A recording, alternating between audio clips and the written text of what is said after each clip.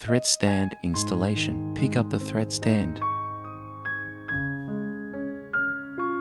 Then take out the thread stand support. Unscrew these two screws. Then install the thread stand support.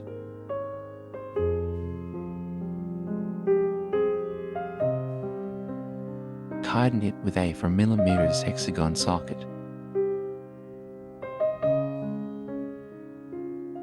Then put the thread stand on it. Tighten the screws.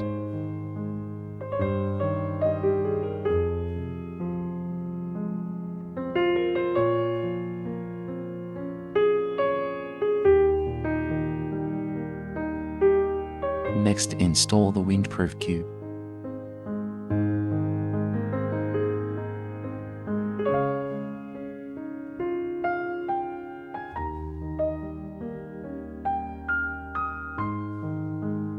Thread stand installation completed.